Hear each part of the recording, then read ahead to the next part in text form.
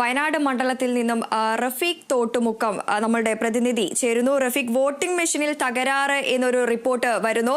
റഫീഖ്, ഏത് മണ്ഡലത്തിൽ ഏത് ബൂത്തിലാണ് ഉള്ളത്? എന്താണ് വിശദാംശങ്ങൾ? വൃന്ദ, ഇന്ന് രാവിലെ മുതൽ തന്നെ നമ്മളെ കോഴിക്കോടിന്റെ മലയോര മേഖലകളിൽ, അതായത് വയനാട് മണ്ഡലം 3 ജില്ലകളിലാണ് വ്യാപിച്ചിരിക്കുന്നതിലും കോഴിക്കോടിന്റെ മലയോര മേഖലകളായ തിരുവമ്പാടി മണ്ഡലത്തിലെ കൂടരഞ്ഞി പഞ്ചായത്തിലെ പൂവാറന്തോട്ടിലെ ബൂത്ത് നമ്പർ 86-ലാണ് ഇപ്പോൾ വോട്ടിംഗ് മെഷീന്റെ തകരാറ് മൂലം വോട്ടിംഗ് ഇതുവരെ ആരംഭിക്കാൻ പറ്റാതിരിക്കുന്നത്. നിരവധി മലയോര കർഷകരടക്കമുള്ള ഒരു പ്രദേശമാണ് ഈ പൂവാറന്തോട്. LP സ്കൂളിലായിരുന്നു ഇവിടെ ബൂത്ത് ഉള്ളത്. 86-ാം നമ്പർ ബൂത്താണുള്ളത്.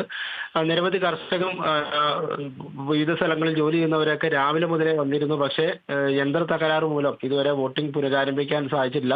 പുതിയ മെഷീൻ എത്തി ഇനി വോട്ടിംഗ് ആരംഭിക്കാൻ 8 മണിയാകുമെന്നാണ് ഇവിടുത്തെ ഉദ്യോഗസ്ഥർ നമ്മോട് പറഞ്ഞിട്ടുള്ളത്.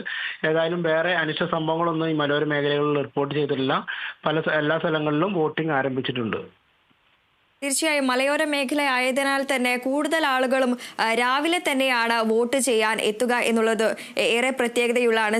വോട്ട് ചെയ്തതിന് ശേഷം അവരുടെ സമ്മതിദായകം അവർ വിനിയോഗിച്ചതിന് ശേഷം ജോലിക്ക് പോവുക എന്നുള്ള ഉദ്ദേശത്തോടു കൂടിയാണ് എത്തുന്നത്. ഈ സമയത്താണ് ഇപ്പോൾ വോട്ടിംഗ് മെഷീനിൽ തകരാറ് സംഭവിച്ചിരിക്കുന്നത്. 8 മണിയോടുകൂടി തന്നെയാണ് ഈ ഒരു പ്രശ്നം പരിഹരിക്കാനാകുക എന്ന് തന്നെയാണോ ഈ ഉദ്യോഗസ്ഥർ പറയുന്നത്? തീർച്ചയായും വൃന്ദ, ഇത് മലയോര മേഖല ആയതുകൊണ്ട് തന്നെ രാവിലെ ടാപ്പിംഗ് അതുപോലെ മറ്റ് കൃഷി കാര്യങ്ങളൊക്കെ പോകുന്ന ആളുകളാണ്. അവർ രാവിലെയാണ് ഏറ്റവും കൂടുതൽ ഇവിടെ വോട്ട് ചെയ്ത് പോകുന്ന ഒരു സംവിധാനം ഉണ്ടാകുന്നത് രാവിലെയാണ്. ഏതാണ്ട് 70ഓളം ആളുകൾ ഇന്ന് രാവിലെ തന്നെ ഇവിടെ എത്തിയിട്ടുണ്ടായിരുന്നു. പക്ഷേ യന്ത്ര തകരാറ് മൂലം ആർക്കും വോട്ട് ചെയ്യാൻ പറ്റിയില്ല. പിന്നീട് അവർ പിരിഞ്ഞു പോവുമായിരുന്നു. ഇപ്പോൾ ഇനി 8 മണിക്ക് ശേഷമായിരിക്കാം ആളുകൾ വരിക. ഇനി എത്രത്തോളം പോയ ആളുകൾ ഇനി തിരിച്ചു വരും എന്നുള്ളത് നമുക്ക് കണ്ടറിയാനേ പറ്റുള്ളൂ. എന്തായാലും ഇപ്പം നിലവിൽ അവിടെ ഈ പുതിയ മെഷീൻ എത്തി. അതിന്റെ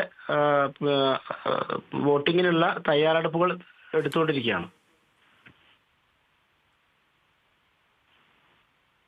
ശരി, റഫീഖ് തോട്ടുമുക്കമാണ് വിശദാംശങ്ങൾ നൽകിയത്. ഇപ്പോൾ